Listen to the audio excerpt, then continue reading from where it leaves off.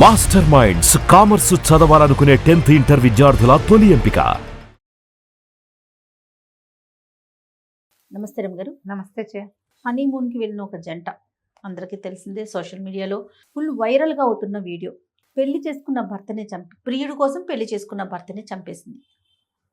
అంటే ఎలాంటి సమాజంలో ఉన్నాం, అసలు ఏం జరుగుతుంది, ఎవరు ఎవరికి ఆదర్శం, ఎన్ని మాటలు చెప్పుకుంటాం కదా రమ్మ గారు. మనం ఆదర్శంగా ఉండాలి, ప్రతి విషయంలో మనమే ఆదర్శంగా ఉండాలి, సమానంగా ఉండాలి, కాస్త ఒక మెట్టు ఎక్కువగానే ఉండాలి, ఇట్లా కదా కోరుకుంటాం. ఆ ఎక్కువ అనేది ఎలాంటి విషయాల్లో చూపిస్తున్నాం అంటే దీనికి కూడా పరుగులు పెట్టేస్తున్నాము. ఇన్ని రోజులు అతను ఏదో చేసేసాడు ఇలాంటివి వినేవాళ్ళు. ఇప్పుడు చూడండి, ఆమె ఏదో చేసేసింది అనే పరిస్థితికి వచ్చేసాం. రేపొద్దున పిల్లలు కూడా క్వశ్చన్ మార్కే కదండి. ఇప్పుడు ఆమె అంటే ఈ ఒక ఆమెనే చేయ, ఇప్పటికి ఎన్ని ఆమెల్ని చూసాం మనం. ఇట్లా తయారైంది. భర్త మొహం మార్చేసి, భర్తను చంపేసి ఎవరి మొహం కాల్ చేసి వానికి ప్లాస్టిక్ సర్జరీ చేయించి ఏమిటో సినిమాటిక్ గా చేసిన కేసులు కూడా చూసాము. అవి చూసాం. ఏవో సీరియల్స్ సినిమాల్లో చూసి చేస్తారు. ప్రేమికులు కాస్త నేరస్తులు అయిపోయారు. చూడండి సోనం విషయంలో అదే జరిగింది కదా. అంటే ఇప్పుడు ప్రేమించేటప్పుడు ఇవన్నీ ఎలా ఉంటాయి జయ, ఇవ్వాలంటే హత్యలైనాయి. జనరల్గా ప్రేమలు పెళ్ళిళ్ళు అవి తీసుకోవాలి. మొదట ప్రేమించేటప్పుడు మన స్థాయి, మన లెవెల్, మన పేరెంట్స్ ఒప్పుకుంటారా ఒప్పుకోరా, వీళ్ళని ఒప్పించగలమా లేదా, ఇవే ఆలోచించుకోవాలి. ప్రేమ అట్లా కలగదు, ప్రేమ మనసుకు ఏవో చెప్పుకుంటాం, పాయింట్లే అవన్నీ. తీరా ఏదో ప్రేమించావు, వాళ్ళతో కలిసి ఉండేటప్పుడు కదా నీకు వాళ్ళ లెవెల్ వేరు మన లెవెల్ వేరు అవన్నీ నీకు తెలిసాయిగా. తర్వాత అట్లా లెవెల్స్ తెలిసి ఫెయిల్ అయిన ప్రేమల్ని ఎన్నిటిని చూస్తారు, వీళ్ళకే తెలుసు. వాళ్ళతో అడ్జస్ట్ అవ్వలేరు, ఏ రకంగానూ అడ్జస్ట్ కాలేకపోతారు. అవి ముందే ఆలోచించుకోవాలి. పోనీ నువ్వు వీడొద్దు వాడే కావాలి అని అనుకున్నప్పుడు, ఇది కొత్తగా పేరెంట్స్ చూసిన పెళ్ళొద్దు, నువ్వు బలంగా దాని మీద నిలబడు, కొన్నాళ్ళు గొడవ చేయి, నిలబడు, అతన్నే చేసుకోవటము ఏదో చెయ్యొచ్చు. ఇప్పుడు పరువు హత్యలు ఒకటి చూస్తాం. ఏమిటి, ఆ పిల్లలు భర్తతో కావాలనుకున్న వాడితోటి వెళ్ళిపోతుంది, వాళ్ళకి పిల్లలు పుట్టాక కూడా ఈ పేరెంట్స్ వెళ్ళి వాళ్ళని చంపేసి వచ్చేవి చూస్తాం. మన అమ్మ తండ్రుల్లో, మన బాబాయిల్లో, మన తాతల్లో, మన ఫ్యామిలీస్లో ఉన్న క్రూరత్వం ఏమిటో అనేది మన జీవితం మీద పూర్తిగా వచ్చేసేదాకా మనకు తెలియదు. అలా కూడా జరిగితే జరగచ్చు. ఈ ప్రేమలు ఇవన్నీ కూడా చివరికి ఒక డెడ్ ఎండ్కి చేరుతూ ఉంటాయి. ఇప్పుడు ఇది చూడు, ఆ పెళ్ళి ఎందుకు చేసుకోవటం అంత గ్రాండ్గా? పెళ్ళి ఏమిటి, ఆ హనీమూన్ ఏమిటి, తీసుకుపోయి అక్కడ అబ్బాయిని చంపేస్తే నీకు ఆ వాడు వద్దు, వీడి మీద నచ్చలేదు, వాడు కావాలనుకున్నావు, ఇప్పుడు ఎక్కడ దొరికాడు నీకు? నువ్వు దొరికిపోయావే. చూడండి, నువ్వు దొరికావు, అతను దొరికాడు. ఇప్పుడు మనం ఈ హత్యలు అన్నిట్లలోనూ బేసిక్ పాయింట్ ఇదే చూస్తాను జయ.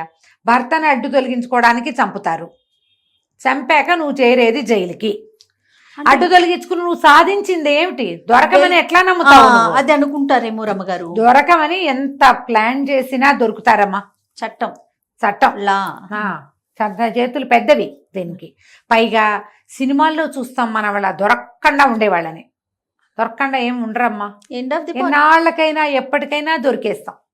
మరి దొరకని వాళ్ళని ఎవరిని చూస్తారు వీళ్ళు, చెప్పు. పైగా ఇలా ఒకడినైనా కంపెనీ దాని పక్కకు పెడితే ఒకడిని చంపేసి నీకు లభించే అద్భుతమైన జీవితం ఏమిటో చెప్పు. అసలు అతని ప్రాణం తీయటం, పైగా ఫ్యామిలీ, వాడికి ఒక కుటుంబం ఉందా? వాళ్ళంతా అన్యాయం అయిపోతారా? నువ్వు ఇలాంటి పని చేస్తే మీ కుటుంబానికి ఎంత చెడ్డ పేరు. అసలు ఇప్పుడు చూడు, నీ ప్రేమ సంగతి ఎట్లా ఉన్నా ప్రపంచం అందరికీ తెలిసిందా నీ సంగతి? ఎవ్వరికి తెలియదు, మీ రెండు కుటుంబాలకే తెలిసేమో ఇంతవరకు. మీరు ఇప్పుడు చూడండి, కాకుండా వాడెవడనో కావాలనుకున్న వాడినే పెళ్లి చేసుకోవటమో, వాడితో కలిసి లేచక్కపోవటమో, ఇలాంటి మాటలు అందించకూడదు. కానీ అలాంటిది ఏదైనా చేయొచ్చు. లేదా పేరెంట్స్ ఒప్పించుకోండి అమ్మా, 4 ఏళ్ళు ఆగి పోనీ పెళ్ళైనాకైనా సరే దూరంగా వెళ్ళిపోని. చంపేయటం ఎందుకు? ఎంత క్రూరత. ఈ చంపేసే వాళ్ళందరి మీద నాకు అదే ప్రశ్న ఉంటుంది జయ. ఎప్పుడు చంపేశాక నువ్వు ప్రేమికుడుగా ఉండవు, నువ్వు హంతకుడు అవుతావు, లేదా హంతకురాలి అవుతావు. ఎప్పటికైనా నిన్ను ప్రేమికుడు అంటారా ఈ జన్మకి? ఇంకా పోయిందిగా. ఎందుకు మరి ఈ ప్రయత్నం? జీవితంతో రాజీ పడలేరు మీరు, రాజీ పడలేవు. ఒకటి నువ్వు చచ్చిపోవచ్చు, లేదా ఇందాక చెప్పింది ఇంకో దారి, అది ఎలాగో ఉంది. ఈ అబ్బాయిని చంపటం వల్ల పెళ్లి చేసుకుని అతన్ని అన్యాయంగా, అతను తప్పేం లేదు, ఏం లేదు కదా, అతను తప్పేం లేదు. నీ ప్రేమను ఒప్పుకొని నీ పేరెంట్స్ బాగానే ఉన్నారు, ఆ వాడెవరో 3వ మనిషి చనిపోవాలా నీ వల్ల? ఏంటమ్మా ఇట్లా ఉన్నారు తెలివి ఇంత తక్కువగా? క్రూరత్వం ఎలా వస్తుంది అంటారు రమ్మగారు? అప్పటికప్పుడు వచ్చేదేనా ఇది? ఏం కాదమ్మా, ఇవన్నీ planned గా వచ్చేది. అప్పటికప్పుడు వచ్చేది ఏంటి జయ?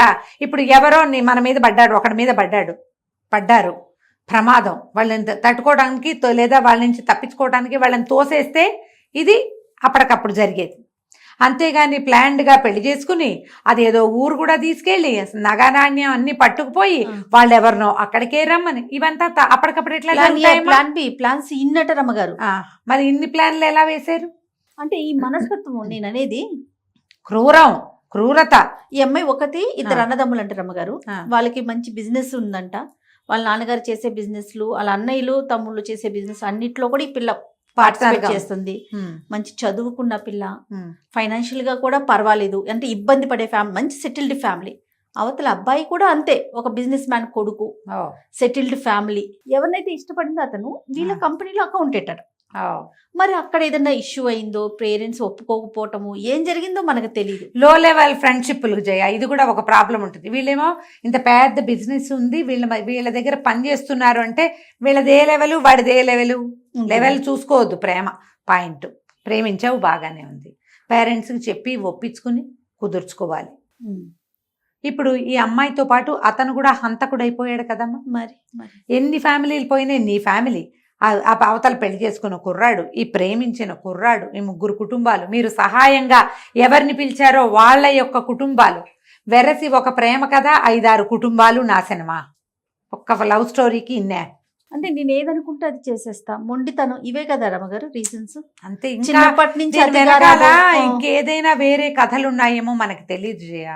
పబ్లిక్ గా మనకి కనపడేది ఇదే కథ కనిపిస్తోంది. వీళ్ళని ఇలాంటి పనైనా చేసే వైపుకి పురిగొల్పిన సంఘటనలు ఏమిటో, పరిస్థితులు ఏమిటో ప్రపంచానికి తెలియదు. ఇంత పని చేయటానికి వాళ్ళని ప్రేరేపించింది ఏమిటో మనకు అర్థం కాదు. కేవలం ప్రేమేనా, ఇంకేమైనా ఉన్నాయా అవి మనకు తెలీదు. కానీ లోక సహజంగా పైకి మనకి జనాలకి కనపడేది ఇదే మ్యాటర్. ఎప్పుడైనా సరే మీరు ప్రేమిస్తే,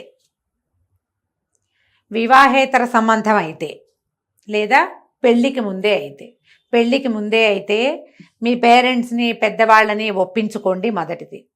వాళ్ళు ఒప్పుకోకపోతుంటే దానికి కారణం ఏమిటి? కమ్యూనిటీ పరంగానా, డబ్బు పరంగానా, మీ తాలూకు లివింగ్ స్టైల్స్ పరంగానా అనేది చూసుకుని దాన్ని సరిచేసుకోవడానికి ట్రై చేయండి బేసిక్గా. లేదా మీరే ఆలోచించుకోండి, ఇందులోకి దిగాక ఇది నా జీవితానికి ప్లస్ అవుతుందా, మైనస్ అవుతుందా. మా ప్రేమించేటప్పుడు ఈ ఊహలు రావు జయ, నేను ఒప్పుకుంటా. కానీ పెళ్లి చేసుకునేటప్పుడు ఒకళ్ళని పెళ్లి చేసుకోవాలంటే వాళ్ళు, మనము హెచ్చు తగ్గులు ఎక్కువ ఉండకూడదు వాళ్ళకి మనకి. కేవలం సినిమాలలోనే తోటరాముడును రాజకుమారి బాగుంటారమ్మా, జీవితాల్లో బాగుండరు. ఈ కులాల తేడాలు కూడా జయ, కమ్యూనిటీ పరంగా కూడా అవి పెద్ద పీటలేసేస్తాయి. మీరు ఒక అబ్బాయిని పెళ్లి చేసుకోవడం లేదా ఒక అమ్మాయిని ప్రేమించడం అంటే, ప్రేమించడం వరకు ఏ వేషమైనా నడుస్తుంది. పెళ్ళనంగానే సమాజాలు ఒకటి కాకపోతే చాలా కష్టపడతారు. అడ్జస్ట్మెంట్ ట్రబుల్స్ ఎన్ని రకాలు వస్తాయో, ఎంత సర్దుకోవాలో. ఈ కాలము సర్దుకునే కాలం కాదమ్మా. ఇది వరకు ఈ అసమానతల్ని సర్దుకుని పెళ్లి నడిపించుకునేవాళ్ళు. ఇప్పుడు ఆర్థిక అసమానతలు కూడా సహించలేని పరిస్థితి. ఈ బయటికి వెళ్ళిపోయే బదులు ముందే మానేసుకుంటే సరిపోదా? మొదటే మానేయచ్చు కదా. ఈ చంపేయటాలు, చచ్చిపోవటాలు, వాటి దానికి వెళ్ళటం దాకా ఎందుకు? కొంచెం ఆశాభంగం ఉంటుంది, కొంచెం గ్యాప్ తీసుకోండి. ఎక్కడికైనా వెళ్ళి చిల్ అవ్వండి, ఎవరితోటైనా కొత్త వాళ్ళతో కలవండి, ఉద్యోగం చేస్తున్న ప్లేసులు మార్చేయండి, ఊరు మార్చుకోండి, మోడ్ ఆఫ్ జాబ్ మార్చుకోండి, ఐడియాలజీ మార్చుకోవడానికి ట్రై చేయండి. ప్రేమలు ఉంటాయి, నేను కాదన్నాను, అవి మిమ్మల్ని చాలా బాధిస్తాయి, అది కూడా నేను కాదన్నాను. కానీ దేనికైనా జీవితం రెండో ఛాన్స్ ఇస్తుంది. ఇప్పుడు ఈ ప్రజెంట్ మనం చెప్పుకుంటున్న సంఘటనలో రెండో ఛాన్స్ ఏదో చెప్పు, ఏమైనా ఉందా? ఏమీ లేదండి. ఆ అమ్మాయి చేసుకున్న పెళ్లిలో సమర్థించుకుని ఊరుకుంటే రెండో ఛాన్స్ వచ్చేది. ఆ కుర్రాడు, ఈ పిల్ల పెద్దింటి పిల్ల లేదా బాగా డబ్బులున్న వాళ్ళు, ఏదో పెళ్ళైపోయింది ఇంక దీని జోలి మనకొద్దని కుర్రాడు ఊరుకుంటే వాడికి కూడా రెండో ఛాన్స్ వచ్చేది. ఇప్పుడు వీళ్ళిద్దరూ కలిసి డెడ్ ఎండ్లోకి వెళ్ళిపోయారు. ఎందుకు వచ్చింది ఇది? ఇప్పుడు వీళ్ళకి హెల్ప్ చేసిన ఫ్రెండ్స్ అయినా అరే ఈ పని వద్దు దొరికిపోతాం అని చెప్పలేరు, వాళ్ళకు కూడా తెలియదు. ఇది ఏ మూలకు చేరుతుందో వీళ్ళిద్దరి వల్ల వాళ్ళెవరో ఇద్దరో ముగ్గురో కుర్రాళ్ళ జీవితాలు కూడా రోడ్డు మీద పడ్డాయి కదా. అవునా? అవునండి. ఈ దాంట్లోకి వెళ్ళొద్దు. సినిమాటిక్గా ఇదేదో చెయ్యాల్సిందేనని అనుకోవద్దు. అంతకంటే అద్భుతమైన సినిమా కనపడచ్చు మనకి. మరి ఇవి ఒక తాత్కాలికమైన థ్రిల్లింగ్ కలగజేస్తాయి కానీ లైఫ్ లాంగ్ మీతోటి ఇవి సరిగ్గా ఉండవు. ఇది వరకటి కాలంలో ఇవి వదిలిపెట్టేసిన ఏదో వేరే వాళ్ళతో వెళ్ళిపోయినా పెళ్ళిళ్ళు చేసేసుకుంటూ ఉండేవాళ్ళకి ఊళ్ళల్లో కూడా చాలా కథలు కనపడతాయి. మొగుడిని వదిలిపెట్టి వచ్చేసి ఎవరితోటో కలిసి వచ్చేస్తారు, వాళ్ళు కలిసి ఉంటారు. కొన్నాళ్ళకి వీళ్ళ జీవితం వీళ్ళది, వాళ్ళ జీవితం వాళ్ళది, ఏదో నడుస్తుంది. ఈ వెళ్ళిపోతే పోనీ ఒక రకం, చంపేస్తే అసలు వెళ్తే నేను అదే చెప్తాను, లేచక్కపోవచ్చు హాయిగా. ఈ చంపేసే క్రూరంగా గోలైతే కనిపిస్తోంది క్రూరం, వాడి జీవితం నాశనం, వాడు లేడు, వాడి ఫ్యామిలీ అంతా సర్వనాశనం, నువ్వేమో హంతకులైపోయారు మీరు కదా, మోస్ట్ వాంటెడ్ క్రిమినల్స్ గా అయిపోయారు. చూడండి, ఎక్కడ లవర్స్ లవ్ బర్డ్స్ కాస్త క్రిమినల్స్ అయిపోలా. మరి అందులోకి వెళ్ళకూడదు. ఫ్రెండ్స్ వీళ్ళని ఎంకరేజ్ చేయబోకండి. ఈ క్రిమినల్ ఐడియాస్ని, నిన్ను కాదంది దాన్ని నువ్వు కాబట్టి వదిలిపెట్టావు, నేనైతే వదిలిపెట్టను లాంటి పిచ్చి సినిమా మాటలు మాట్లాడకండి. ఎందుకంటే మీ ఫ్రెండ్స్ లవర్స్గా ఉంటే తర్వాత మిమ్మల్ని కూడా వాళ్ళు క్రిమినల్స్గా మారుస్తారు రేపొద్దున. అదే కదా జరిగింది. అదే జరిగింది కదా. ఇలాంటివి ఏమైనా ఉంటే ఎవరైనా పెద్దవాళ్ళకి చెప్పేయండి, ఎవరైనా పెద్ద తలకాయ సలహా తీసుకోండి ఏం చెయ్యాలి అనేది. తొందరపాటు పనులు చేయబోకండి. ఈనాటి యువత ఏంటంటే ఎంత పరిగెడితే అంత సక్సెస్ అవుతాం మనం. ఇలాంటి తప్పటడుగులు వేస్తే జీవితం అక్కడికి డెడ్ ఎండ్.